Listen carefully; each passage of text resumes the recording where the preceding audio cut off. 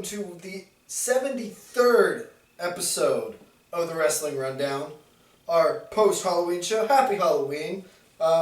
If you dressed like a wrestler, post in the comments. If you didn't, post in the comments. Post in the comments no matter what you did. But we're not here to talk about Halloween, sadly enough. We're here to review some Raw. Get raw with it, homie.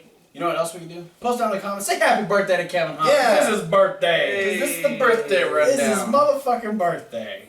I'm tired of all these motherfucking birthdays on my motherfucking rundown. Well, there's three of us, so there's That's okay. Like at the end of the week, it's gonna be his birthday too. Yeah. So happy birthday to these guys. Yeah. And let's start talking about some Raw. So we open up with Roman Reigns reminding us that he is the #1 contender and that he's looking forward to getting his hands on Seth Rollins. And Seth Rollins, I'm not Seth Rollins. You're not Roman Reigns. Right now we're Daniel Bryan and Bray Wyatt. You're Bray Wyatt too. I'm just really looking forward to getting my hands on you. It's almost time. In 2 weeks, I'll eventually get there. Seth Rollins comes down and starts talking trash about Roman Reigns, saying that, you know what, you're good, Roman. You were in the championship match at WrestleMania, and who won that match? It was me. So, there's no chance you have against me. Roman's like, well, come on down here. We'll fight and we'll figure out who the bigger man is. Seth starts to go down. It's not a fair contest because, obviously, Roman. Yeah. Come down here and bring a tape measure. We'll figure this out. Well, they could use Triple H's nose because him and Stephanie would come out and It's say... like a yardstick, right? pretty close. And so be like, no, we're not doing this. Well, first, they got the crowd all excited for a title match. Authority decided they wouldn't be heels tonight. Yeah. Yeah. They got them, got the crowd into it, and then they're like, you're going to get that match, but not tonight. You have to wait till Survivor Series. And I like the whole, from here on out, Triple H is like, well, what usually happens is like 4 or 5 guys all come out and cut this promo, and I would Trippy Long this into a tag team match. Because that makes sense. But this time, nobody comes out, and I'm still going to make it a tag team match with 10 guys. Yeah, it says, why wait till Survivor Series when we can have a Survivor Series style match tonight where the captains will be Seth Rollins and Roman Reigns. Then we move on to our first match, which is the Intercontinental Champion Kevin Owens taking on Dolph Ziggler. Owens working Ziggler's leg for most of the match that was injured on SmackDown by The Miz and Tyler Breeze. It took me all the way to the end of the match to remember what happened to his leg. In the match that was your favorite on SmackDown? You were too busy talking about the goddamn pumpkin. It's all out! There's that goat face again. Also, this time he was too busy playing with the dog. What dog? A dog. Just some Oh, dog. okay. That he was too busy to pay attention to this match. So I think he wasn't thinking very hard okay. about what happened on SmackDown. That makes sense. Owens, pretty much, exploiting the weakness that Dolph Ziggler had, but Dolph Ziggler still trying to stay in the fight. Unfortunately, it got a little worse for Ziggler because Tyler Breeze and Summer Rae would come out. They had their little VIP section that they sat in for a while. Kevin Owens sent on Dolph Ziggler's leg. Oh, that was messed up. Man. That's such a good use of his offense. He did that to someone else. He did that to somebody's. I think Cesaro's arm. Yeah. When Cesaro had the arm thing for a couple weeks. He's good at using his offense towards going at the weaknesses that his opponents have. But Ziggler would ultimately get distracted by Tyler Breeze. Tyler Breeze and Summer start taking selfies by the ring, and Ziggler goes to grab at Tyler Breeze. Tyler Breeze ducks out of the way, and as Kevin Owens is getting back up, Dolph Ziggler turns back towards the match, ends up getting hit with pop-up powerbomb, and beats Dolph Ziggler. And Dolph Ziggler's left laying in the ring. Tyler Breeze gets in to do something. I imagine he was trying to take a selfie at first. Yeah, that's usually what he does. And then Dolph Ziggler decided to punch him in the face. And you don't punch Prince Pretty in the face, because then you get hit with a beauty shot. Which is like a shot of beauty. And then he takes his goddamn selfie anyway. Yeah. So Good match. yeah, good way to start it off. And then actually we'd come back from commercial, and Kevin Owens would be walking in the back, and he would get recruited by Seth Rollins to be on his Survivor Series team in the main event. So, so Rollins already starting off. You know, not only do you have Seth Rollins, but you know, you have the WWE champion. The next best person you could get would be the Intercontinental champion. Yeah, this right away. This did worry me that I thought we were going to get one of those things where like the teams are made up of everyone who wrestled previously in the night. I thought it was going to be that too, and luckily we didn't get that. Yeah. So quite a surprise Just in the main one. event. Yeah.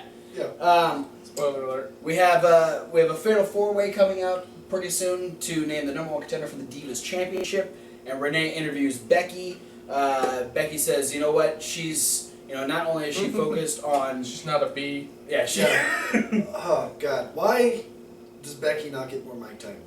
because Sasha Charlotte Paige. I get that. I'm just saying she's great on the mic. Yes, she is. No, and that's the thing is like that. You know, they're trying to make it so she seems like she's going to be the irrelevant one. Yeah. You know, she's not going to be the popular one out of this whole Divas Revolution, but she's making her own, you know, her own character that is not only is she good in the ring, but she's hilarious on the Yeah, microphone. I'm just worried because I think WWE does this a lot when they're trying to push a lot of people at once, and with the Divas right now, they're basically trying to push all of the Divas at once. Yeah. Is where they're like, okay, we're gonna make one seem like the dark horse who's irrelevant, and then a couple months down the line, oh, we have nothing to do with this. We don't know what to do with this person because they haven't connected the crowd yet, and then they just get banished to obscurity. Well, luckily nowadays obscurity is NXT, so Becky's okay. Yeah. But yeah, so yeah, Becky says that she's looking Tell that to forward. Heath Slater. She's looking forward. Well, Slater's gonna slate. Slater is the saltiest star on Up, Down, Down. Yes, he is. Becky says she's excited to get the shot at the Divas title, but she also wants to beat the crap out of Paige. Yeah. She all mad at Paige. And then Renee brings up the fact that Becky, if you do become number one contender, you do have to fight your friend Charlotte. And before she's able to really talk too much of that, Brie comes in and says, "Don't worry, you won't have to fight your girlfriend because I'm gonna be the one to be number one contender, and I'm gonna bring the Divas title back to Team Bella." Yeah, and Becky got heated at the end. Yeah, no, yeah. That was the best part of this promo. Yeah. Becky goes from funny to really pissed off, and then she still hilarious. and then she finishes up. It's like, "It's gonna be a fight tonight, Renee," and then she does the fist bump and yeah, She tried to leave with the microphone. yeah, she did. Then we have Cesaro versus The Miz. Cesaro, something about the infinity scarf that Miz wears. Cesaro's really good. Something about an Elmo doll. Apparently. Yeah, Commentary. He was the only one that heard. If you heard Elmo doll, post down in the comments. We didn't. No. It's a Kevin Hawk thing. But yeah, Cesaro ends up beating The Miz pretty straightforwardly. He does the super swing where he swung Miz like 20 times. Yeah. And then got him with the sharpshooter and made him tap out. So Yeah, I thought Miz was unconscious in the swing because he was like. yeah, usually people cover their heads. At one point, like one of his hands was just dragging on the ground. Yeah. That's because Cesaro was starting to lose power. Cesaro doesn't lose power. Speaking of power, Bray Wyatt is now all powerful. Yeah. He had a cool little light and fire show. Summoning the thunder and lightning of the Undertaker and the fire of Kane. Yeah. And just showing that he is saying that he's absorbed the souls of both Brothers of Destruction, and there's pretty much nobody that can stop him at this point. And then he's got 3 giant monsters behind him. Someone needs to tell Bray Wyatt that lightning and fire are sources of light. Because he did that and he's like, I can command the powers of darkness. Well, the thunder and lightning have always been considered. Lightning. Then the Undertaker Light. is a moron. Because he is the Light. Lord of Darkness. Moving on, And the Lucha lightning, Dragons. they're separate. The Lucha Dragons take on Barrett and Sheamus. This is, the Lucha Dragons are on a roll now. They won that the Four Corners match on SmackDown. Barrett and Sheamus are one of the new dominant tag teams on the scene. So this was a cool dynamic match here. Lucha Dragons were, it was, I liked having JBL on commentary because they were asking him, like, him trying to combat someone like Rey Mysterio. Yeah. And it was a good comparison to what we had here. Kalisto flying all over the place like usual. God, there was one spot they were both working off of each other really well. Sin Cara was on fire too. Doing his sunset flips and diving onto Barrett on the outside. It was a good match for both teams. Yeah. And Sheamus and Barrett, I like them as a tag team more so than I do as single stars because they don't get anything as a single star. Well, it's a typical. It's the easiest way if you don't have anything to do with a singles guy. It's the easiest way to do something. It's like, oh, let's put him on a tag team with this other guy who we don't have anything to do with right now. Yeah. I think it works well for them, I think. Yeah, the big shame for me about the whole idea is that we have nothing to do with these guys, so let's make them a team together, is the fact that we have nothing to do with the King of the Ring and the Money in the Bank winner. Yeah. Yeah. So let's make them a team. Yeah, I forgot that Sheamus was Money in the Bank. No, and like the King of the Ring thing, they've never last time they had something to do with that was Booker T. Yeah, like that was fantastic. No one's really taken the King of the Ring thing and like run with it. They started to have Barrett run with it. Yeah, that's the problem. And then it got really goofy really quick. That's the problem with what they do with Barrett lately, though, is they'll do a thing and start it, and then Barrett is the biggest victim of the start and stop. Yeah. He's the king, and now he's the king of start and stop. Whoa, and then now he's with Stardust, and now he wants to punch Stardust in the face. And that happened once. Yeah. And now he's with Sheamus. Moving on. We'll see. Lucha Dragons did end up picking up the win. Sin Cara would end up taking Sheamus out of the ring, getting caught up in the ropes. Barrett would kick him out and set up for the bullhammer on Kalisto. And as he went for the bullhammer, Kalisto was able to duck under, grab his arm, and hit the Slam Del Sol real smooth and picking up the win over Barrett. Let's be honest, he didn't have to duck. Because Barrett went down. He had to duck. He's too short. Kalisto is the Yoda of Soul Calibur. Cheap little bastard, you can't hit him at all. Yeah, he didn't have to duck. He actually had to reach up and grab Wade Barrett's arm. We had we had an old Western type showdown in the back. Yeah. Too bad it didn't have that like whistling music in the back. That would have made it all the better. Zeb Coulter was sitting back in his locker room or office or. No, he was sitting in Alberto Del Rio's locker room. Well, it's the Mex America locker Embassy. room. There we go. The traveling embassy of Mex America. And he would be confronted by Jack Swagger. Well, if it ain't old Jack Swagger. Zebediah Coulter. Yes, Swagger asking Coulter what the whole, this whole Mex America thing, aligning himself with Del Rio, and, What have you done with yourself, Coulter? You used to be racist. Now I like Mexicans. Well, he's still racist against Canadians. Yeah, that's true. Well, still making enemies. They're too simple-minded. God. Swagger wants to know what the whole deal is with the Mex America thing, and Coulter's like, well, it's time to stop pushing people away. It's time to create a new nation. It's time to create Mex America. Blah blah blah. Fuck the Canadians. And Swagger's like, I just don't understand that why you're aligning yourself with Alberto. And then I felt like Rio. Alberto would glide in like a ghost. Yeah, Del Rio did just kind of swoop in there, just real smooth, oh, well, Del Rio's here now. Stay away from Zeb Coulter. Yeah, he just tells Jack Swagger to back the fuck off. Yeah. And then goes out to stay away from Zeb Coulter and his shiny scooter. And then he goes out to destroy R-Truth pretty quickly with a double stomp at the corner. What's up with that? Bray Wyatt had a promo. He wasn't in a match. That's why R-Truth went against Alberto Del Rio. Was that, what, 2 weeks in a row now? Yeah. Yeah, I think so. Archer's like, I want revenge. I want to see if I can lose faster. I'm competing with myself. We had Seth Rollins, recruit slash. He didn't even. They offered. The New Day offered.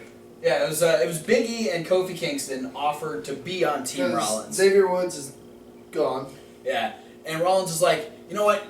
Cool. Okay, yeah, you guys can be on Team Rollins, but here, do the math, guys. There's only 4 of us. We need a 5th person, and so Kofi Kingston and Big E would use their unicorn powers to bring back the 3rd unicorn, Xavier Woods, and the 4th unicorn, the trombone. A brand new trombone. Trombonicorn. Whoa. Which then it revealed that the team for Seth Rollins would be Rollins, Owens, Big E, Kofi Kingston, and the trombone. Oh. Yeah. No Xavier Woods. Huh? Xavier Woods would be at ringside. Playing a different trombone? Yeah. Yeah, so then He would just be playing himself. New Day putting on another hell of a backstage segment here, saying that they wrote a song for Seth Rollins. Team Rollins. Team Rollins. And Rollins like, no, we're not. Okay, alright, we're doing this. And then Seth Rollins just gets into it. So I love how eventually every time they're in a segment together, they just can't help it. They break him down. Yeah. Seth just wants to be positive. That's all he wants. So Team Rollins is officially Seth Rollins, Kevin Owens, and the New Day. It's a hell of a team. And the nudie. We had JoJo interview Sasha saying, asking her if there's any anxiety going into this Fatal 4-Way because Sasha was like, "Screw you, Halloween's over." Yeah, that part didn't make sense. She said that there's no pressure and that she's going to go out there and show the other 3 girls who's boss, and she's going to be the number 1 contender. And she just goes out there and holds up a picture of Vince McMahon. This is who the boss is. No pressure. And then she leaves. Yeah. And she deflates. No pressure! Oh, God. We had the Fatal 4-Way for number 1 contendership for the Divas Championship. Was really cool. Yes, it was good to see. We didn't need to worry about teams. Even though we did have each team represented, plus Paige is kind of out on her own, was nice. But it was just nice to have a Divas match that didn't rely on allegiances and Drama. bleh. It didn't. Sort of drama. It was just which diva wanted the chance more to face Charlotte at Survivor Series. This was actually my favorite match of the night. Yeah. It was good. We had the Divas Tower of Doom. Yeah. The Superplex with the double power bomb, which was great. That was good too. Just some great back and forth action. I liked. Not to say that I would have been upset with anybody winning this match, but I was kind of looking forward to Brie possibly winning, so she could start to distance herself from Nikki. But obviously, with the other 3 girls being more popular as far as who wants to be in a title match, it made more sense. Yeah, it was pretty obvious from the beginning. I think that Paige was going to win, but I actually didn't think Paige was going to win. Well, it was just obvious to me because of what led up to this match, because her turning on. They were obviously building up to Charlotte versus Paige, and to me, that's fine. I often see the winner coming based on, well, okay, they're going to do this. Like, they did this, so they're going to do this. That never ruins a match for me, usually. Mm-hmm. Like, it's whatever. Yeah. And it's the idea that it's like, okay, I know they're going from here to here, but the real exciting part is how they go from here to here. Yeah. Mm-hmm. It's like, okay, they're setting up these 2 people to win, or they're setting up this match, obviously, because they've been building for weeks now dissension and upsetness between Charlotte and Paige. Yeah. But then it's like, but you know what? I know it's gonna be a decent match anyways. Right. Yeah. So this Fatal 4-Way is gonna be off the chain. Yeah. Each girl got a chance to shine. Everyone got their shit in. Yeah, It And was then just Brie got to do her kicks where she's like, "Yay, you love me 'cause my husband." Yeah. she needs to be a face. Goddammit, get her away from her sister. Her sister's poisonous. They won't. I know, it's unfortunate. Yeah. Yeah. Becky took it to Paige for a while. Yeah. No, but yeah, Becky was not having it with Paige. Like, she just wanted to whoop the shit out of her. I like when they started fighting on the outside. Yeah. That was right. Yeah, just tossing her around and beat the fuck out of her. And Sasha getting to do all of her stuff, doing the double knees in the corner. Each girl got a chance to really show why they are a viable contender for the Divas Championship. And we eventually had Sasha had the bank statement in on Becky. Brie had been taken out, and Paige had been taken out, and Becky was on the verge of tapping out until Paige got back in and ended up kicking Sasha in the head, grabbed Sasha, tossed her into the corner. Gave her the big E. Yeah, she got the shoulder of the post, and then she ended up hitting the Rampage on Becky Lynch, and Paige is the #1 contender and will face Charlotte at Survivor Series. Yeah, I'm excited for that. I just hope, and I know they won't, the one thing I think WWE really needs to do going forward is take two of these divas, two of these other ones, and put them in another storyline. So we can have two diva feuds going on at once. I agree. I think that would get a lot more interest in the Divas division. Even if it's just something like either Brie or Sasha still wants their shot at Charlotte, but since Paige is #1 contender, they try to go through Becky first. Even if it's something like that. Yeah. No, I definitely agree. Yeah, give the Divas another storyline to really build up the division even more and get, even start working on another #1 contender with that storyline to move in once this whole thing is done. Yeah. One last point on this topic, because I don't want this to go into its own rant. It also just makes the Divas Revolution seem more of a thing. Because right now, even though we're in the era of the Divas Revolution, they're still like, here's the Diva segment for the night. Look at all the women that we have. Yeah, I did like the fact that with the fact that we had the Fatal 4-Way, every girl got her chance to say something, and then we even have Charlotte's rebuttal to Paige becoming #1 contender, which was good. The fact that it wasn't focused on just Paige or just Brie. Right. Each one got their chance to say something, and we didn't need involvement from any other members of any group. Yeah. Which I appreciated the simplicity of it heading into the match. Charlotte would go on to say, Paige wants to keep saying that the only reason I'm here is because I'm Ric Flair's daughter. That's BS. I have my own way. I work to get where I'm at. I deserve to be champion, and she's going to show Paige what she's made of at Survivor Series. Yeah. Then we go into our main event, which is 5 versus 5. Team Rollins versus Team Reigns. Team Rollins is all out in the ring, and Roman Reigns comes down first to introduce his team. Well, he doesn't introduce them, but he comes down he's first. by himself because nobody likes him. That's a lie. Oh. Well, then why does he have to go through the other entranceway? Why can't he? Because he doesn't know where backstage is. Oh. I thought it's because no one let him in Gorilla, because they're like, fuck you, Roman Reigns. Oh, no. I want there to be a backstage segment one time. Like, he's walking towards gorilla position, like, he gets in and gets up to the next to the curtain, and somebody who's back there, like Gerald Briscoe or something, he's like, "Get the fuck out of here, Roman! Nobody likes you. This is not where you come out." That's why his saying is one versus all. Yeah. Every week it's somebody different going, "Get the fuck out of here, Roman." Yeah, it's what you really don't know is just everybody backstage actually really hates Roman Reigns. So much heat on Roman Reigns.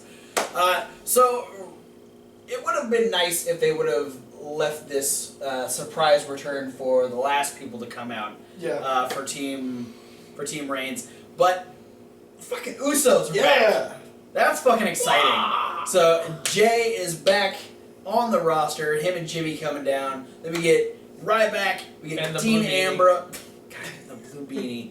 God damn it. It's not that funny. It was hilarious. It's Wake up! It's beanie time. we get Dean Ambrose, of course. What's a Team Reigns without Dean Ambrose? And 4 guys that's right. So we did get and a beanie. the unfortunate really quick elimination Yeah. right at the beginning, which was Xavier Woods getting eliminated by Jey Uso and the Superfly Splash. We pretty much got 2 really quick eliminations. Because it was like one yeah. instant and then like... Kobe didn't last much longer. Yeah. Kofi ended up getting a super kick by Jimmy Uso and getting eliminated. And I just want to say, WWE, the quick eliminations are funny if you spread them out. I don't want to see one at Survivor Series this year.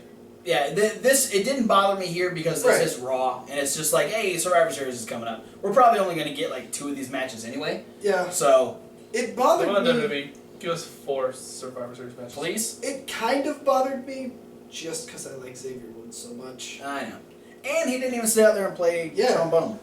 My issue with it was the fact that they actually, right before this match, like recapped the last year's Survivor Series match and showed the instant elimination of Big The Show. black guy. Yeah. Big Show punching out Mark Henry. I got it. I get it. Yeah. I know. I just make it I feel wasn't like gonna say anything. Yeah, the people who were like backstage, like trying to help them out with the match, were like, "Hey, we did that one thing last year, and it got a good reaction. So let's do it again right now." it didn't really get that big of a reaction. No, never really thought it did. Jimmy Uso was the next eliminated. He'd be going for a dive, and Owens would catch him with a pop-up powerbomb. Yeah, that was cool. Big E was eliminated by... No, we missed the other Uso being eliminated by the big ending. Yeah, Jey Uso was on the top rope and was going to go for another Superfly Splash, ended up getting picked up by Big E and eliminated by the big ending. Then Jimmy Uso got eliminated by Kevin Owens. Big E was then eliminated by Ryback with the Shell Shock. Yeah, the blue beanie.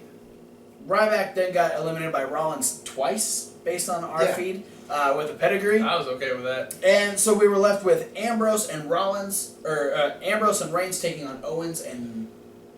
I did not say that right. We had Ambrose and Reigns taking on Owens and Rollins. Yeah.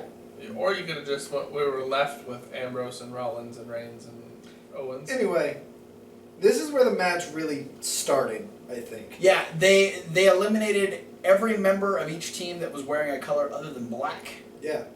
And yeah, I mean, this is where we got a lot of the storytelling. Yeah. The issues between all 3 members of the Shield and just Owens. Possible hints to Owens' stubbornness, like rivalry? Owens is just stubborn. Like he's like, no, I'm not gonna get eliminated. Fuck Yeah. you. I'm staying here as long as I want. No, the best part was when he was Holding Roman. Yeah. Just do something! Yeah, he was holding Roman and brought him to his corner where Rollins was there. And did they tag already or No. No, okay. But all Rollins wanted to do was trash talk. Yeah. Yeah. Yeah. And It was, Owens is just like, just do something. Owens, and there was a lot of back and forth between Owens and Ambrose, which led to Owens getting eliminated by Ambrose in the Dirty Deeds. Yeah. And then Seth Rollins realized he fucked up. And he's like, bye. Yeah, he tries to run one way, gets stopped by Ambrose, With a big hug. gets tossed back in the ring, gets knocked down, rolls out the other side, Falls.